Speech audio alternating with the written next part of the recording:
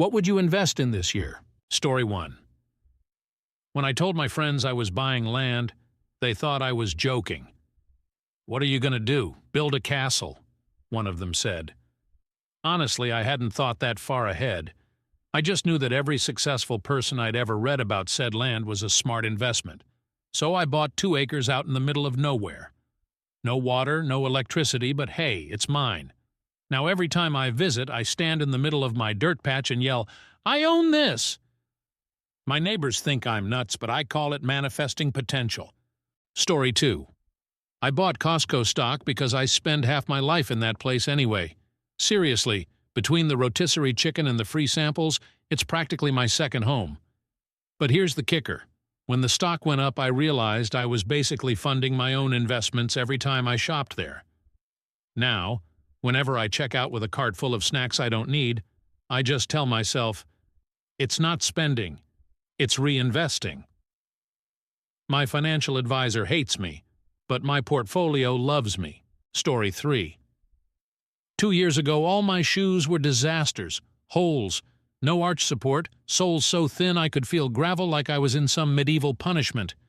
Then one day, a friend dragged me to a real shoe store. I left $150 poorer, but with a pair of boots that felt like walking on clouds. Now, I'm the guy with separate shoes for running, hiking, and even formal outdoor events. Whatever those are. I used to laugh at people like me. Now I am people like me, and my feet are thrilled about it. Story 4. I thought a second monitor was just for tech bros or gamers. Then I bought one, and now I feel like Tony Stark every time I open Excel. I've got emails on one screen, a spreadsheet on the other, and Netflix minimized just enough to call it background noise. Productivity? Through the roof. Excuses to binge-watch shows during work hours? Also through the roof. Best $200 I've ever spent, if you don't count the pizza I ordered to celebrate my new dual-screen setup. Story 5. I discovered target date funds by accident. I was Googling how to invest without knowing anything, and there they were. Funds that basically do all the work for you. It's like hiring a financial babysitter. Now every paycheck, I throw some money in and let the algorithm do its thing. Do I know what's in the fund? Nope. Do I care? Also nope. If this thing gets me to retirement, I'll name my beach house Thanks Math. Story 6. It's kind of embarrassing how long I went through life without giving much thought to my shoes. I mean, I had shoes for every season, but they were all cheap and uncomfortable, the kind you buy on a whim at a discount store. I always thought, why spend a lot of money on something that's just going to get dirty? Then, 2 years ago, I hit a breaking point. My feet ached constantly, and I dreaded going out, especially in bad weather. So I bit the bullet and splurged on a decent pair of snow boots. That one purchase opened the floodgates. I went on to buy running shoes, casual sneakers, even proper summer sandals. I couldn't believe how much of a difference it made. Going outside started feeling good, almost luxurious, like my feet were being hugged with every step. I didn't realize how much my discomfort had been holding me back. Suddenly, walks in the park, outdoor festivals, even just running errands became enjoyable. It's funny how something so simple could improve my life so dramatically. Now I always tell people, invest in good shoes. You won't regret it. And honestly, they've made every day about 50% better. Story 7. This year I'm finally making the leap. I'm buying a house. It's been a dream of mine for years, but I always found reasons to put it off. The market's too crazy, I'd say, or maybe next year when I've saved more. But the truth is, it wasn't just about money. It was fear. Owning a home felt like this huge, intimidating responsibility. What finally pushed me to commit was, oddly enough, my cat. Her name's Luna, and she's been with me through thick and thin. I live in a rental right now, and I'm constantly paranoid about her scratching the floors or leaving fur on the carpets. I want her to have a space where she can roam freely without me worrying about a landlord breathing down my neck. So I've been obsessively browsing listings, meeting with realtors, and crunching numbers. It's scary, sure, but it's also exhilarating. Soon, Luna and I will have a place that's truly ours. A cozy little house with a sunny window for her and a backyard for me to plant a garden. It's not just a financial investment, it's an investment in our happiness. Story 8. When I first got into investing, I thought I had to be some kind of Wall Street genius. I'd spend hours researching stocks, trying to predict trends, and honestly, it was exhausting. I'd make a few gains here and there, but for every win, there was a loss that wiped it out, and then some. One day, I came across something called a target date index fund. At first, I dismissed it as too simple, but the more I read, the more it made sense. It's like a set-it-and-forget-it option.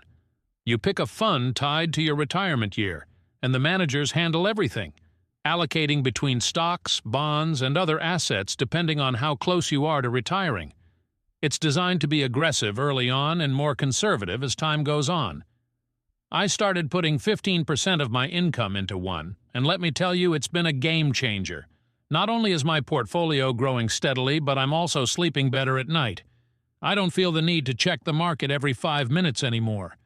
It's like I finally found the off-ramp from the stress highway I was on. Story 9. I grew up in a small town where land ownership was everything.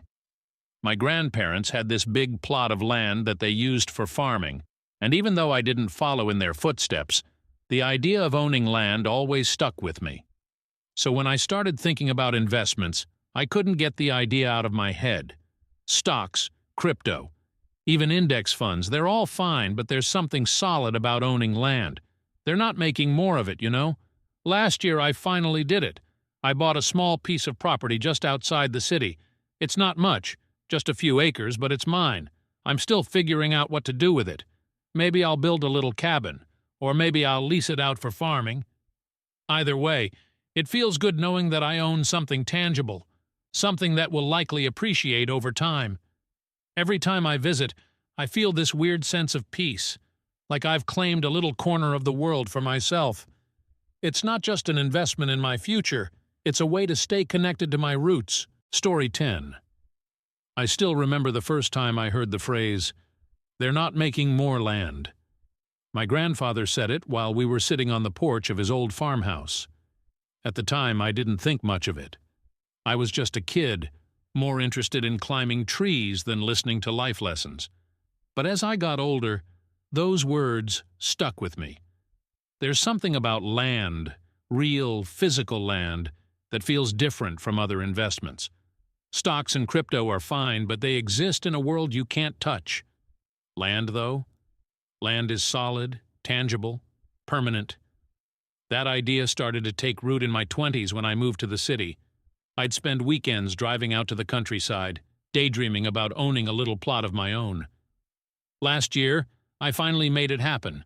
It wasn't easy, finding the right spot, negotiating the price, dealing with paperwork. But eventually, I bought a few acres just outside the city. It's not much, but it's mine. The first time I stood on that land, I felt this overwhelming sense of calm. There was no house, no utilities, just open space and endless potential. Since then, I've started planning what to do with it. Maybe I'll build a cabin, plant some trees, or even lease part of it to a local farmer. I'm not in a rush, though. Just knowing it's there, waiting for me, is enough for now. Whenever life gets overwhelming, I drive out to my little slice of earth, sit under the sky, and remind myself that I've invested in something real. It's not just about the money. It's about having a piece of the world to call my own. Story 11. I never thought a second monitor could change my life, but here we are. I work from home, and until recently, my setup was pretty basic. Just a laptop on a desk. It got the job done, but every time I had to toggle between tabs or squint at spreadsheets, I felt my productivity take a hit. Then one day I saw a post about the wonders of dual monitors, and I figured, why not? I found a good deal online and set it up the next weekend. The difference was immediate. Suddenly everything felt easier. Spreadsheets on one screen, emails on the other.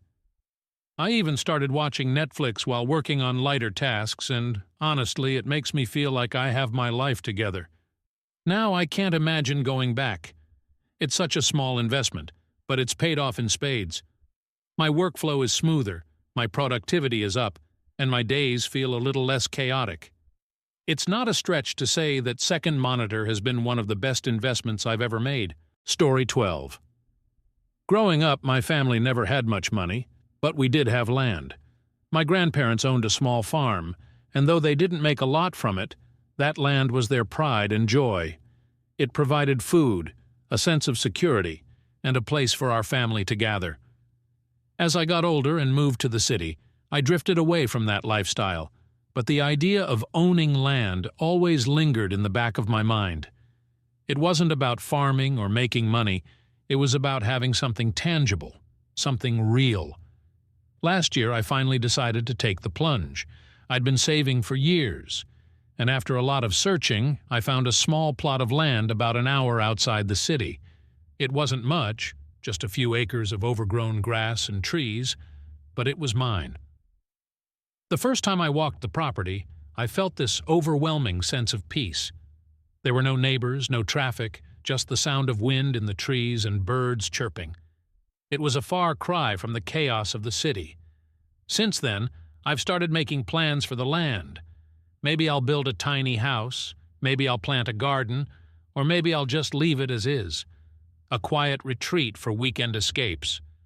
Whatever I do, I know I've made a solid investment, not just financially, but emotionally. Owning that little piece of the earth gives me a sense of stability I didn't realize I was missing. It's a reminder that while stocks and crypto can rise and fall, some things, like land, will always hold their value. Story 13. A few years ago, I got caught up in the craze of picking individual stocks. I'd spend hours researching companies, analyzing charts, and following every hot tip I could find online. For a while, it felt great. I'd make a big win and pat myself on the back, thinking I'd cracked the code. But then the losses came. A bad earnings report here, a market downturn there, and suddenly, all my wins were wiped out. That's when a buddy of mine, who's a lot smarter about money than I am, suggested I try VUO, an ETF that tracks the S&P 500. It's boring, he said, but boring works. At first I resisted. Where's the thrill in that? But after my next big loss, I gave it a shot. I started with a small amount and added more every month. The growth wasn't flashy, but it was consistent. Over time, I realized something. Investing isn't supposed to be exciting. It's about building wealth steadily, not gambling it away. Now I'm all in on VUO, and honestly, I've never felt more confident about my future. Story 14. For years, I thought investing was all about finding the next big thing. I'd watch YouTube gurus talk about 10x stocks and scroll through forums looking for tips. At one point, I had money spread across half a dozen random companies. Some I barely understood, others I couldn't even pronounce. The worst part? I didn't have a plan. I'd sell too early, hold too long, or panic when the market dipped. By the end of each year, my portfolio felt like a graveyard of missed opportunities and bad decisions. Then, during one particularly rough stretch, I stumbled across a Reddit thread about index funds. The comments were full of people singing their praises. Steady growth, low fees, minimal stress. One guy put it bluntly, "You're not smarter than the market. Just put your money in VUO and chill." That hit me hard. I wasn't smarter than the market. If anything, I was overcomplicating things to make myself feel like a savvy investor. So, I decided to try it. I sold off most of my random stocks and put the money into VUO, an ETF that tracks the S&P 500. At first, it felt weird. I wasn't checking my portfolio every hour, and there wasn't the adrenaline rush of a big win or the gut punch of a big loss. But over time, I started to notice something. My portfolio was growing. Slowly, steadily, predictably. No drama, no sleepless nights, just consistent returns. That first year, I didn't touch a single penny of it. Instead, I added more each month, treating it like another bill to pay. The habit stuck. Now, a few years later, I have a solid nest egg, and I've completely shifted my mindset about money. Investing isn't a game anymore. It's a tool to build my future. Every time I see my portfolio inch up, I feel a quiet sense of pride. It's not flashy, but it works. And honestly, that's all I need. Story 15. I used to think shoes were just something you wore to get from point A to point B. I never cared about brands, quality, or comfort. As long as they were cheap and didn't fall apart immediately, I considered it a win. But after years of wearing cheap, flimsy shoes, I started noticing some serious problems. My feet ached constantly, and I dreaded standing for long periods. Even simple errands became uncomfortable. The turning point came one winter when I slipped on some icy stairs because my boots barely had any tread. That fall left me with a bruised ego and a twisted ankle. I decided it was time to invest in something better. I did some research, asked friends for recommendations, and eventually splurged on a good pair of winter boots. When I first put them on, it felt like stepping into a whole new world. They were warm, sturdy, and, most importantly, comfortable. For the first time, I could walk outside in the snow without worrying about slipping or freezing. That one purchase sparked a domino effect. I upgraded to proper running shoes for the gym, waterproof boots for rainy days, and even dress shoes that didn't pinch my toes. It wasn't cheap, but the difference was night and day. What I didn't expect was how much this small change would improve my quality of life. Walking became enjoyable again, and I started going outside more. I even picked up hiking as a new hobby, something I never would have considered before. It's funny how something as simple as good shoes can make such a big difference. Now, whenever someone complains about their feet hurting, I tell them, stop buying cheap shoes. It's the best investment you'll ever make. And honestly, I stand by that, literally. Story 16. Last year was rough. Between work stress and personal drama, I found myself drinking more than I'd like to admit. By the time January rolled around, I felt like a shell of myself. Tired, unhealthy, and just stuck. So I made a decision. This year I'm investing in me. First thing I did was cut back on alcohol. I'm not going full teetotaler, but I'm making smarter choices. Then I joined a gym, got a therapist, and even started cooking meals at home instead of ordering takeout every night. It hasn't been easy. I still have days where I just want to crawl back into my old habits, but I'm starting to see real changes. My energy's up, my mood's better, and I feel like I'm finally moving forward. It's not a traditional investment, sure, but taking care of myself is paying off in ways I didn't expect. And the best part? For the first time in a long time, I'm excited about the future. Story 17. A few years ago, I was obsessed with trying to beat the market. I'd watch stock prices like a hawk, reading every bit of news and staying up late to catch earnings reports. It felt like a full-time job, except it wasn't my job and I wasn't very good at it. Sure, I had some wins, but the losses were brutal. I was stressed all the time and my portfolio looked like a roller coaster. One day, after a particularly bad week, I stumbled across a discussion about target date index funds. At first I dismissed it. It sounded too easy, like something for beginners. But the more I read, the more it made sense. The concept was simple. You pick a fund tied to your estimated retirement year, and it does all the heavy lifting for you. Early on, it focuses on high-growth investments like stocks, but as you get closer to retirement, it gradually shifts to safer assets like bonds. It's all automatic, designed to balance risk and reward over time. I decided to give it a try and invested a small amount. The first thing I noticed was how much less stressful it was. I wasn't glued to the market anymore, constantly second-guessing my decisions. Instead, I trusted the fund to do its job while I focused on mine. Over time, I started adding more to it, 15% of my income, then 20%. Watching it grow steadily, year after year, was a revelation. It wasn't flashy, but it was consistent, and that consistency gave me peace of mind. Now I barely think about my investments because I know they're in good hands. I don't have to chase trends or worry about the next market crash. For the first time in years, I feel like I can breathe. If you ask me, that kind of freedom is worth every penny. Story 18. I've always been a big fan of Costco. Who doesn't love a place where you can buy bulk snacks and a kayak in the same trip? But I never thought of it as an investment opportunity until a few years ago when the stock dipped into the $300 ES. On a whim, I bought a few shares, figuring it couldn't hurt. Fast forward to today, and those shares are worth nearly double. Every time I go to Costco and see the packed parking lot, I can't help but smile, knowing that I've got a little piece of that success. This year, I'm planning to invest even more if the price stays reasonable. It's not just about the numbers, though. Costco feels solid, like a place people will always need no matter what's going on in the world. Investing in it feels like investing in stability, and honestly, in a world that often feels chaotic, I'll take all the stability I can get. Story 19. I used to think investing meant stocks, bonds, and real estate, but as I've gotten older, I've realized that the best investment I can make is in my health. A few years ago, I was that guy who skipped annual checkups, ate fast food like it was a food group, and avoided exercise like the plague. Then one day, I woke up with a sharp pain in my chest and ended up in the ER. Thankfully, it wasn't a heart attack, but it was a wake-up call. Since then, I've been putting my money and my time into staying healthy. I hired a trainer, started buying quality groceries, and even splurged on a standing desk for my home office. It's not cheap, but the benefits are undeniable.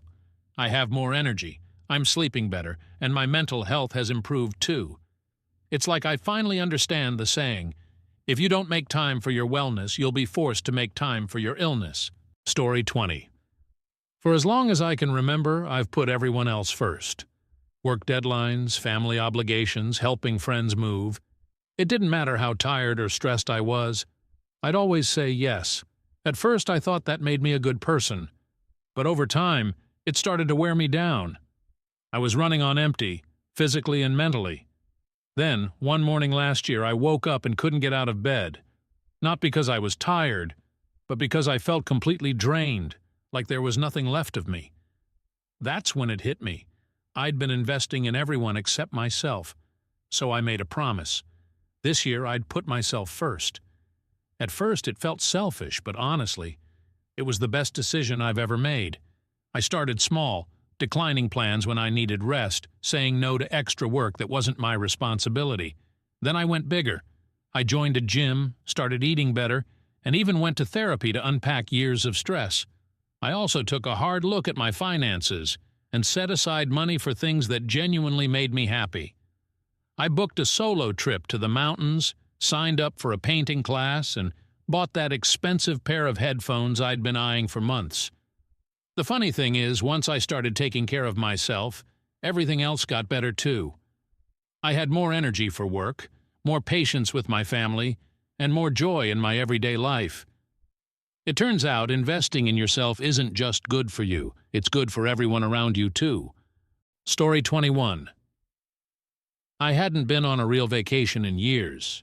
Between work, bills, and life in general, taking time off just never felt like a priority. But last year I hit a wall. I was burnt out, snapping at people for no reason, and honestly, I didn't even like myself. That's when I decided enough was enough. I booked a week-long trip to a cabin by a lake. Nothing fancy, just peace and quiet. The moment I stepped out of the car and smelled that fresh air, it felt like a weight had been lifted off my shoulders. I spent the week hiking, reading, and just existing. No emails, no deadlines, no stress. By the time I got back, I felt like a new person. That trip reminded me how important it is to step away sometimes to recharge. This year I'm making vacations a non-negotiable part of my budget. It's not just an expense, it's an investment in my mental health.